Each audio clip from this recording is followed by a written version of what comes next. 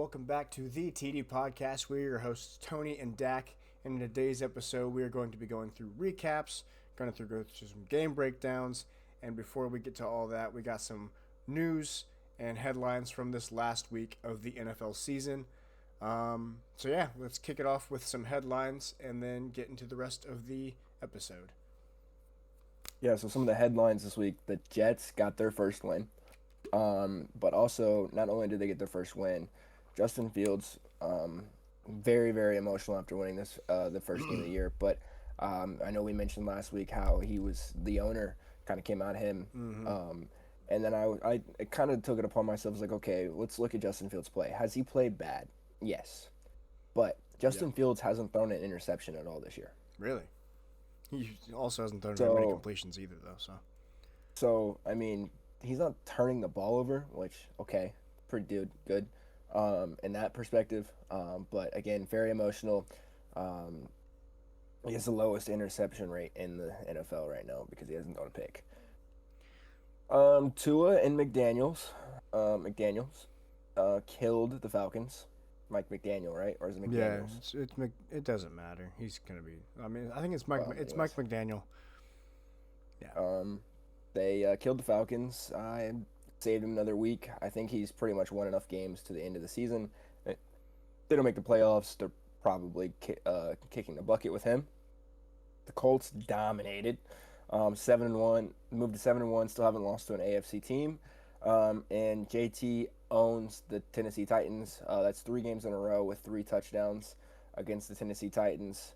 And he's got 3 straight games with 3 TDs, I believe, in the regular season. That being said, the Packers looked really, really good again. And Love defeated Aaron Rodgers.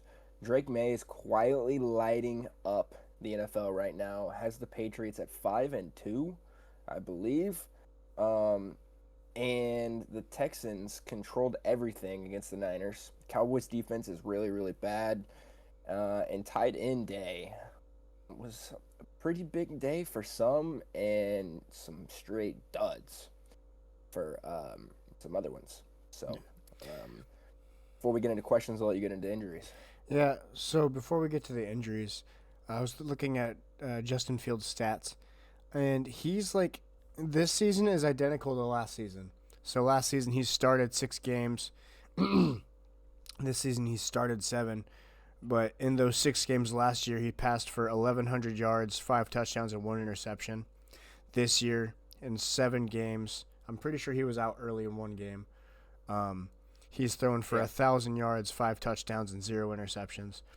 As for rushing, he rushed for 289 yards and 5 touchdowns last year, and this year he's rushed for 288 yards and 3 touchdowns on less carries, 9 less carries. So actually, he's got better yards per attempt this year than he did last year. To me, it's Justin Fields. I mean, the owner to come out and say, like, hey, we're losing games because our quarterback is really bad, essentially, is wild to me because Justin Fields' quarterback play is not probably the worst in the league. I mean, he's not completing a lot of passes, but he's also not putting the team in a position to hurt themselves. Yeah, he doesn't throw the ball enough to do that. I mean, and the rest of the team, you got to look at the rest of the team. You got to look at the organization from the top down, and I think this starts with the Jets owner itself. But in the games where he throws over 20 passes, let me do some quick show selected rows. Oh, is it not going to do an average for me? Hold on. Let me do some quick math. I'm just going to do averages so I don't get any decimal points. 70 plus 74. Why Amp is doing that. The injuries to note, Ed Oliver and Derek Brown, Saquon Barkley, Ant can attest to those injuries here in a minute. He knows a little bit more about those situations. Cam Scatterbo, dislocated ankle, and it is not pretty. Yeah, not pretty. Ankle this way, foot this way. Not how it should be going on. Carson Wentz is done for the year. He had shoulder surgery, which means that J.J. McCarthy will most likely be the quarterback the whole entire year. from here on out. If you saw the video of JJ jumping in the air and they're saying the ankle is not fully ready to go, kind of questionable. But shout out Carson Wentz. He should be having a kid in the next few days, Again? and then we'll have his surgery. So, correct. Oh. Again. Um, I said that like it was Philip Rivers, but so so in those four Wrong Colts games, quarterback. in those 4 games where he's thrown for over 20 passes, he's averaged about 70% completion. So What's all this Justin Fields slander about? yeah, in those games where he throws for over 20 pass attempts, he's thrown for over 200 passing yards. So let's do 200, 400, 600, 1,000. He's thrown over 1,000 yards and 5 touchdowns. So all of his games that he's thrown a touchdown have been when he's thrown over 20 pass attempts. Sounds like to me it's just the organization. I'm not gonna put it on Aaron Glenn because he's a newer system, but I think it's just a big old learning curve for everybody, and they just need a longer runway, right? It's not like the organization was rainbows and butterflies. I mean, no. the way that And Aaron Rodgers you're was not gonna be, released was rough as was. you're not gonna run into a new system and figure everything out and just expect everything to be, oh, we're gonna be winning games. It just does not work that way. I mean, look at the Bears. I mean, they're having trouble over there, and I'm sure he's a good coach. It's Ben Johnson, correct? Yeah, I'm sure he's a good coach. I'm sure they're gonna put him in situations to win, but it's a new system. You're not gonna figure everything out like that. I mean, it's the NFL. Very rarely does that Things happen. take place. Yeah. Um, So back to but the yeah, injuries. you want to get to those Yeah. those 3 injuries? Yeah. Yeah. So Ed Oliver had a bicep injury and is undergoing testing. Derek Brown had a knee and left his game and did not return against the Bills. And then we've got the Cincinnati Bengals. Trey Hendrickson had a right hip injury and was ruled out against the Jets. So keep that in mind if you think he's going to get traded. Could hamper that or could decrease the amount of stuff they get back. About 2 weeks. We're about 2 weeks from the trade deadline. It's actually next week. It's Actually, 4th. next week. Sorry. Yeah. Yeah. Sorry. So a week and a half from when we're recording this. And then Pat Surtain also was ruled out with a shoulder injury against the Cowboys. 3 to 4 weeks. And he's out for 3 to 4? I think 3 to 4 weeks, something like that. I don't know. A lot of those are interesting. Anthony Richardson underwent surgery to repair his fracture. Interesting. He's expected to return this season. Well, it's not going to matter. He's not going to start. So. Yeah, Pat Surtain hit the IR to miss multiple weeks with a left pectoral strain. I must have missed that one. Yeah. And also the Niners had 3 defensive linemen go down this weekend. That's normal. If you think their injuries are bad, wait till we play at MetLife Stadium this weekend. Gonna be worse. Yeah, and the only other injury is Saquon Barkley with a groin, but he said he feels like it's fine. So. Yeah, he said he's fine. It's Saquon Barkley. He's basically Wakandan anyways. So. Yeah. So now to our question segment here, where I ask about 3 to 4 questions. Are we going to get a Patriots versus Colts new rivalry all over again in the playoffs? No. No? Okay, why? Unless it's like week 1, like of the playoffs. But it's not even remotely the same. Daniel Jones is not Peyton Manning. Drake May has a lot better chance of being the next franchise quarterback. Don't even. I'm not buying into it. Nobody's going to convince me of it. I don't care. Daniel Jones is about to sign a multi-year deal. Yeah, okay, whatever you say. He's going to sign a multi-year deal and be a backup after the end of the next season again. So back to what I was saying. Drake May has the opportunity to be the next franchise quarterback, but I don't think Daniel Jones will be, which means that's why I don't think that it'll be another rivalry. On top of that, I just don't know if the Patriots are there yet to be like a true rivalry. Or maybe they will, and that's what makes it a rivalry. Maybe they meet in the playoffs and they beat the Colts, and that causes, oh gosh, old fires, And Mike Vrabel does have the ties to that old What I'm saying. franchise. So I don't know. I mean, it's a crapshoot. It's a long shot, but it would have to happen over and over again to be a real rivalry. R- rivalry? That why is that so hard? Why is that word so hard for me to say? Anyways, so no. To make a long story short and a long answer short, no. I don't think it will be. It could be a good matchup, but I don't think it'll be another rivalry. My next question is: are we looking at Jaden Daniels as potentially RG3 Part 2? I sure hope not. One, because we need to stop having good quarterbacks, good young quarterbacks especially, get hurt and ruin their careers so soon. Two, because he's on my. Sorry, my setup was weird. Two, because my fantasy football team would never recover. And three, um, no, because I don't like comparing injuries like that. That's just like a personal thing. I could see it being like, oh, they both have like parallels, but it's it's also not the Kind of like same. Andrew Luck and Joe Burrow. Yeah, like Right. I don't love doing that either. Just because like I don't know, it just brings up like it just makes it feel like the players aren't themselves, which they are. You know, Fair enough. like Yeah. I don't want to get like that's their own career. Like they worked their entire life. RG3 worked his entire life. You know, like there's parallels, sure, but there's parallels no matter where you look. So I Fair hope enough. not. So my next two questions. My next one is Drake May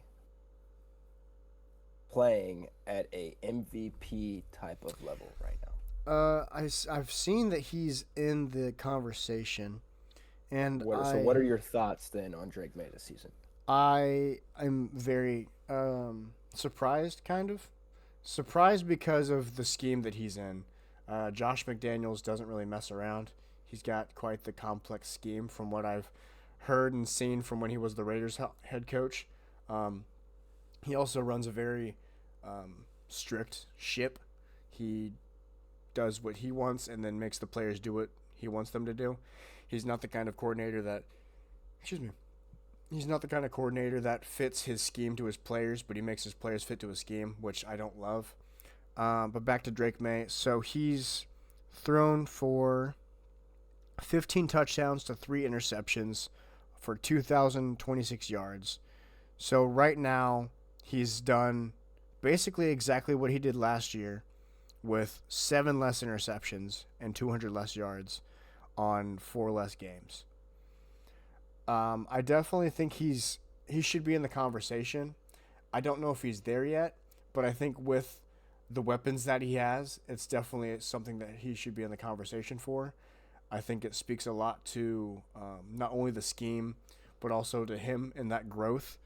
Um, and again, just being able to take on Josh McDaniels' scheme and all the concepts and all that stuff in one off season, and then also doing all this under a more defensive minded head coach. I believe Mike Rabel is a defensive minded head coach. Correct. Um, Played linebacker for the yeah, Patriots. yeah. So that's all impressive, and I think he definitely deserves to be in the conversation. But I also don't love talking about MVP in week 8. So Right. I'm old head when it comes to that kind of stuff. My last question is, what is a potential destination for Brian Thomas Jr.? Ah, yes, Brian Thomas Jr. Um, On the trade the block? Patriots could be fun. I mean, Mm, he'd yeah. fit their what is it? Their line too. What is it? Like he's not old, so he'd be there for a minute. Yeah. Who else? I Steelers mean, possibly. Steelers. Yeah, I could. It's just a lot harder to see them trading him in conference. I guess I just said the Patriots too, didn't I? Um, I don't think he would go to the Bills because of that. So let's think of NFC. I think the Commanders could be cool. Get Scary It's a Terry lot of back up. fire. That's a lot Maybe of firepower. maybe a little trade between AJ Brown and Brian Thomas Jr. A little swap for the Eagles. Um, and then It's a lot more money than a lot less money right there. that's fair. Um, obviously you throw in some picks too, because I don't know who would have to give up more for that. That'd be fun. Let's see one Stay more. tuned next week because we're going to do these. We're going to be doing possible trade destinations for trade block players. So stay tuned next week. Well, That's next coming. week the trade deadline's gonna be over. Oh, well, Yeah, it ends on Tuesday, the 4th. We record on Tuesday, you ding dong. nah. If we want to do We that, we should got to do be. it today. Uh, didn't think that one through, guys. Yeah, I you was should have throwing ran that that one by on me. in on the fly. You should have ran that by me. Um, On the fly. yeah.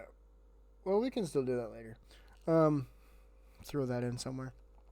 But I also think the 49ers could be fun. They ain't got anything to throw. They don't have anything to throw, you're right, but I think it could be fun. Or Ricky P and Brian Thomas Jr. and Brandon Ayuk. You'd have to trade Brandon Ayuk. I don't think that would be too big of a loss. No, it wouldn't. He's got off the field and drama stuff. Brian Thomas Jr. is just scared of Trevor Lawrence's passes. I mean, And I don't blame him after the pass that he got this offseason. So think about this though. Mac Jones was. You know where Mac Jones was at last year? yeah, Jacksonville. You know who he was throwing the ball to? Brian Thomas Jr. Brock Purdy can't stay healthy the rest of the year. Mac Jones is throwing Brian Thomas Jr. again. What can I say? that's true. That's true. And he was the quarterback for the most of last season at 2, I believe. Oh, yes, Yeah. correct. Okay. So Enough of the intro. Let's get to the meat potatoes of the episode. We have our game breakdown. So our game breakdowns we added last week. These are the games that we tried to tune into the most, and this is just a more in-depth look into them and what we saw from those games. Dak will kick us off with his game. yeah, so I had two games. So I'm gonna make them pretty quick. I had the Eagles and Giants. Saquon started off really, really hot, 65-yard run to begin the game. Had 150 rushing yards. He set the tempo from the jump. Had a big first half with two touchdowns in the first half. Giants couldn't really stop the run. And then they couldn't run the ball really when Cam Scatterboo went out. It just was a mess. Their offense just looked really, really stagnant. Couldn't really get it going. They did score 20 points, but it just the tush push was just who knows what's going to happen with that as it was put on display. Kevin Thibodeau clearly ripped the ball out from Jalen Hurts. Yeah, that was real bad. And That it was was real just bad. really, really, really bad. And forward progress was stopped, but if forward progress was stopped there, then forward progress is always stopped because he's getting pushed from behind. So Well, the that NFL's going to have to do something about this play. and why didn't they blow the whistle? Yeah, they said the whistle was blown. The whistle wasn't blown. Who really knows what's going on with that? But the Giants got hosed in that play, which was going to be a make or break kind of play, not necessarily, but you never really know in the NFL. The Eagles were just too much, though. Their offense was just on all cylinders. Dallas Goedert had two touchdowns on tight end day. Both came in the second half. You stop the run. Okay, well our tight end's gonna get out going and force you to allow us to run the ball again, essentially. Mm-hmm. While the Giants' offense again did not look great, and the Giants just are not healthy at all. Two of your big playmakers go down. We'll see what's going on. Jackson Dart looked like a completely different quarterback once Cam Scatterboo went down. Tough for him. Tough for the whole situation. I don't know if you saw the little headbutt thing going on. Was pretty. So Cam Scatterboo and Jackson Dart, their little handshake is a headbutt, Oh yeah, and I it saw was that. I pretty noticed pretty that they were tough. pretty close, based It was on his pretty reaction. tough. So pretty tough to watch. Um, but the Eagles ended up winning 38-20. And then my next game, I watched the 49ers and the Texans, and the 49ers just looked completely terrible. They couldn't stop anything on defense. And the Texans defense was just putting pressure and pressure and pressure all day long, forcing 3-and-outs. And, the Niners couldn't get a stop. They got a stop. Then they scored under 2 minutes to go, and then got a pick. And then Mooney continued to run and run the clock out, and the Niners could have got 3 points start of the end of the second half. Just was not great. And then second half, more of the same. Couldn't get a stop when he needed to. And the Niners only ran the ball 10 times the whole game. If I told you that about a Kyle Shanahan offense, that they only ran the ball 10 times, would be kind of weird. And it's just probably might be one of the lowest of his career as a coach. And the Texans had the ball for 41 minutes and 22 seconds of that game. Might be one of the most of the ball possession in one team. 41 minutes to 18 minutes is just insane. And CMC just did not have a good game. And that's been pretty much their whole offense. He recorded 66% of the team's yards last week with 150 rushing yards and I think 70 receiving yards. So he's been pretty much their whole team. And if you take him away, got to figure out something else. And Jawan Jennings had a big drop. He had also a big catch to set him up for a touchdown later on in the game. But it just was not looking good. But George Kittle got a touchdown on tight end day, so we have to point that out. So all is right. I watched the Bills and Panthers game, as I kind of preluded to in last week's episode. The Bills are still good at football, regardless of their two-game losing streak going into the bye. The Panthers aren't quite there yet. They were without Bryce Young last week, but their defense got stomped out. The Bills killed it in the screen and short pass game, and obviously the run game. Josh Allen threw for 163 yards and 1 touchdown, so not a big crazy game from him through the air. But he also ran for two touchdowns on, I think, only had 7 rushing yards. And then James Cook had 19 attempts for 216 yards and 2 touchdowns. He was running unstoppable everywhere. I Yeah, was he was just I was multitasking, playing Battlefield 6 while I was watching the game, and it seemed like every time I looked down at the game, James Cook had the ball in his hands, breaking off a big run or for a touchdown. So yeah, he had a great game. yeah. So now we're gonna get to our power rankings part of the episode. This will be pretty short because our power rankings haven't changed too much.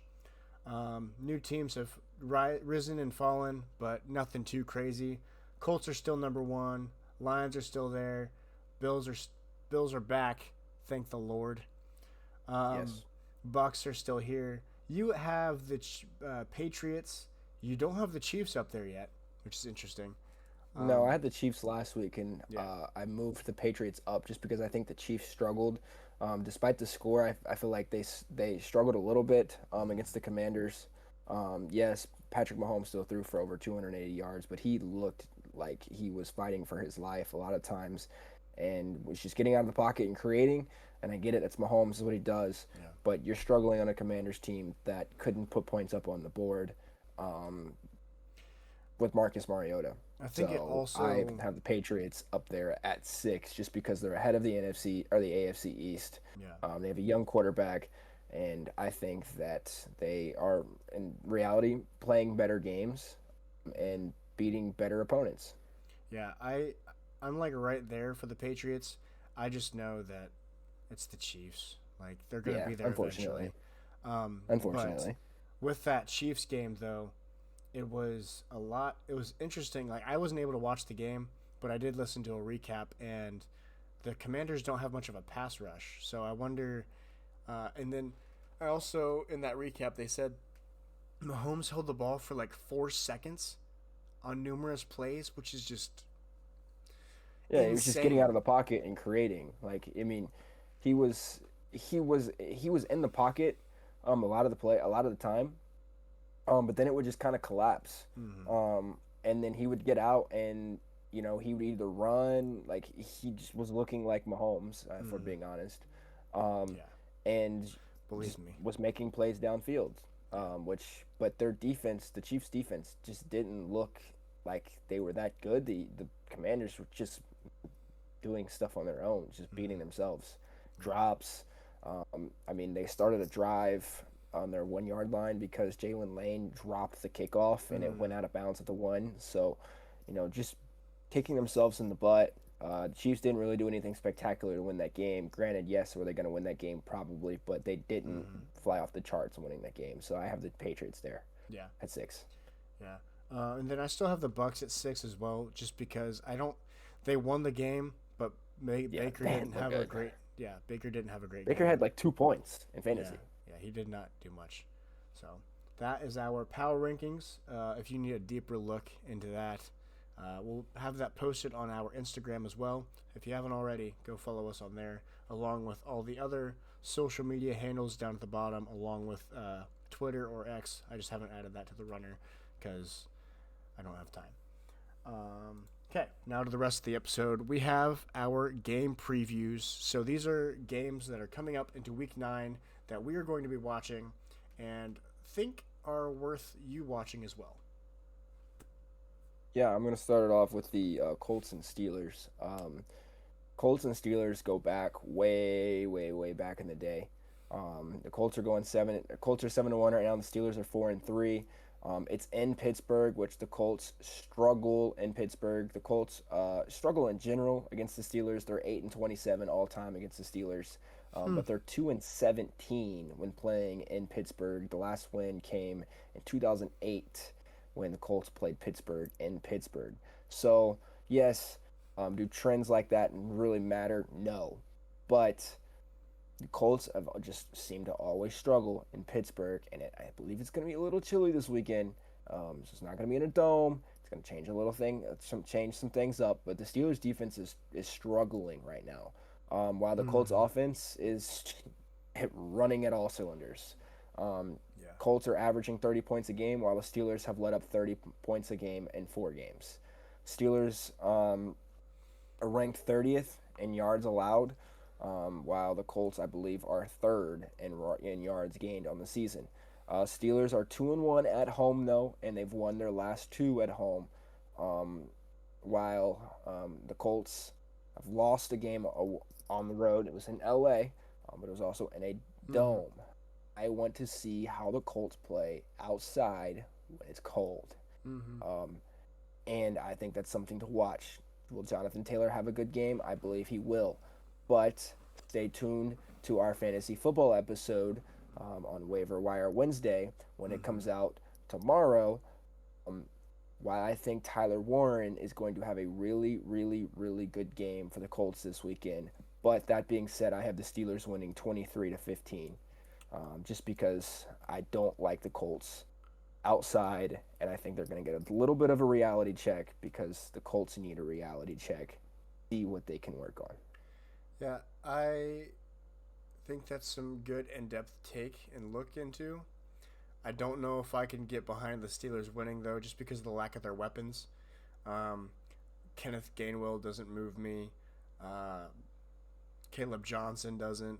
DK Metcalf's their really only big weapon, because their linebackers are good in coverage too. Zaire Franklin's solid.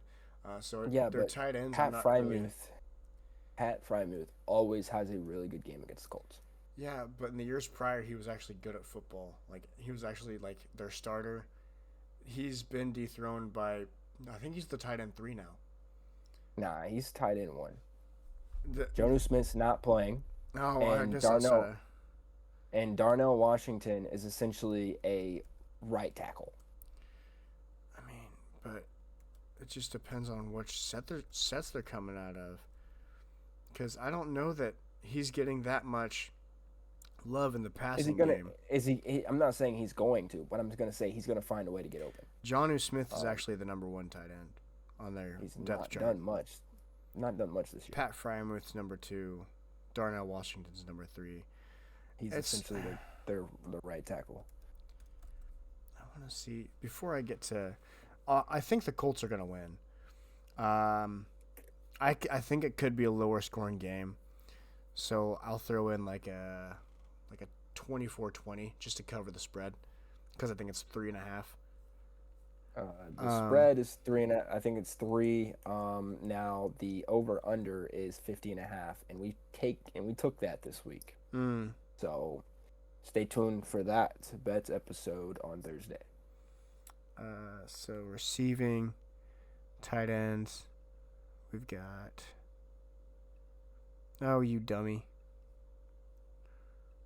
See, this is why people have producers so that they can just do it for them. So Pat Fryermuth leads them, but only by 70 yards, and he doesn't lead them in receptions or targets even. So Jonnu Smith has 8 more targets and 6 more catches, whereas Darnell Washington has only 9 catches. But Yeah, Pat Darnell's more of a just a Pat only has 16 catches, so it's not like it's a far and away difference. So they throw everything at their opponents when it comes to their tight ends. But I don't again I just their offense doesn't move me, and with their defensive woes right now, I think the Colts run away with it. Even if I don't really believe in Daniel Jones all that much, I don't think he has to be Josh Allen to win with the Colts roster. fair. Now, I realized when I said the previews, it was going to be games that we were going to watch and games we think you guys should watch. I don't know that my game is going to be, but it's the game that I'm going to watch because I'm gonna have a busy Sunday, and it's the game I'm going to be able to tune into. Because I previewed and broke down a Bills game this week and last week. I couldn't choose the Bills game, and I don't know what other game. What was it? The other 4 o'clock. So the 4 o'clock games are Bills, Chiefs, and Raiders, Saints Jags. Rams, and I'm not subjecting myself to watching the Saints and Rams. So you know what I'm gonna do? Quincy I Rattler's not playing anymore. I'm watching the Raiders and Jags because I like to hurt myself watching the Raiders play football. Raiders. So the main Arr. story behind this is which team can come off their bye stronger. The Jags have obviously had a better start to their season. Plenty of offensive weapons to beat the Raiders with. Travis Etienne, Bashal Toot, and Brian Thomas Jr., if he's still there. Travis Hunter and Brenton Strange? Or is it Braxton? I believe it's Branton Strange. Brant? There's no way. Hold on. Now I have to look it up. Yeah, it is Brenton Strange. Yeah, okay. Brenton Strange. And maybe Brian Thomas Jr. is on the move. That'd be pretty cool. I wouldn't mind that. Coming off of a 2-game losing streak with their point differential being minus 36. So it's not like they're losing by a little bit. They're getting stomped out. The Raiders, on the other hand, off to one of the worst starts in recent memory for them. Even though they have stunk for a while, this is one of their worst starts. Even worse than last year's, believe it or not, and the year before that. Will Bowers be back? Will Myers be traded? And will they make a move for someone? Somebody I'm keeping my eye on is Tariq Woolen. I think I would love to see him in the Raiders jersey. He was with Pete in Seattle, and I would also like to see them make a move for a linebacker. I don't know that they will, but it'd be pretty cool. Now back to the game. So this game's going to come down to the offenses. Both units have flashed, and both have been dysfunctional. A lot of it has been revolving around the quarterbacks. So that leads me to the keys to victory. The Jags need to keep Trevor Lawrence comfortable. Max Crosby presumably is more healthy with that bye week, and he's gonna all gas, no brakes. The Raiders have been pretty successful in terms of linebacker blitzing. Devin White's a pretty solid linebacker when it comes to the blitz. He's not good at in coverage, which is why I mentioned Brenton Strange. I think he could have a big game. And then the Raiders' key to victory is obviously getting Genty going and taking the pressure off of Geno. The Jags also have the interception leader in Devin Lloyd if he's back.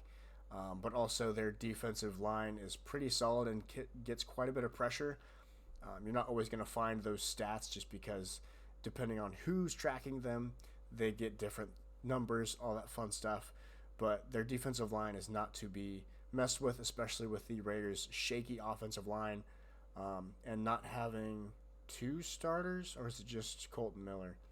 They're they're just losing Colton Miller, but their offensive line's already not that great, and it depends on what Pete wants to roll out with, because if Jackson Powers-Johnson's not at right guard and it's Alex Kappa, Geno's going to be in for a long day. With that being said, I think Geno's throwing a pig. yeah, add that to your parlays, more than likely. I think the Jags are going to win. I think it's going to be a low-scoring game.